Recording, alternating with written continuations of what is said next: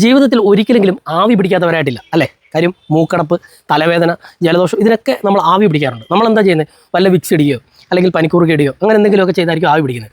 അപ്പം നമുക്ക് നല്ല ആവി പിടിക്കുന്നതിന് വേണ്ടി ഒരു എണ്ണ ഉണ്ടാക്കി കാണിക്കാം. ആദ്യം നമുക്ക് വേണ്ടുന്നതെന്ന് പറഞ്ഞാൽ ദാണ്ടെ തുളസി ഇലയാണ് കേട്ടോ. രണ്ടാമത് വേണ്ടുന്നത് പുതിനയിലയാണ്. മൂന്നാമത് വേണ്ടുന്നതെന്ന് പറഞ്ഞാൽ പനിക്കൂർക്കയാണ് കേട്ടോ. പിന്നെ വേണ്ടുന്ന മെയിൻ ഐറ്റം ഗ്രാമ്പുമാണ് കേട്ടോ.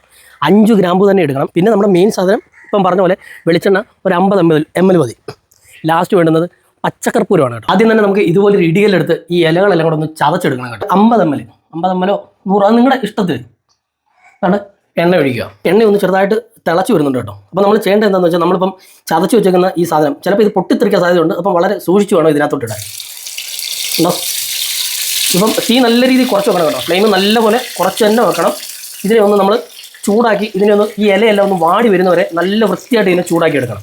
അത്യാവശ്യം നമ്മുടെ എണ്ണയൊന്ന് തിളച്ച് ഈ ഇലകളൊക്കെ ഒന്ന് വാടി വരുന്ന സമയത്ത് നമ്മളൊരു 5 ഗ്രാമ്പു എടുത്ത് വെച്ചിട്ടുണ്ടായിരുന്നു. അതൊന്ന് ഇട്ടേക്കാം. അപ്പം നമ്മൾ നല്ല വൃത്തിയായിട്ട് അരിച്ചെടുത്തിട്ടുണ്ട്. ഇതിനെ നല്ല വൃത്തിയായിട്ടൊന്ന് തണുക്കുന്നവരെ നമ്മളൊന്ന് വെയിറ്റ് ചെയ്യണം. വെയിറ്റ് ചെയ്തതിന് ശേഷം നല്ല പച്ചക്കർപ്പൂരം എടുത്തിട്ട് കുറച്ച് ഒരു 2 or 3 പച്ചക്കർപ്പൂരം ഈ എണ്ണയിലിടുക.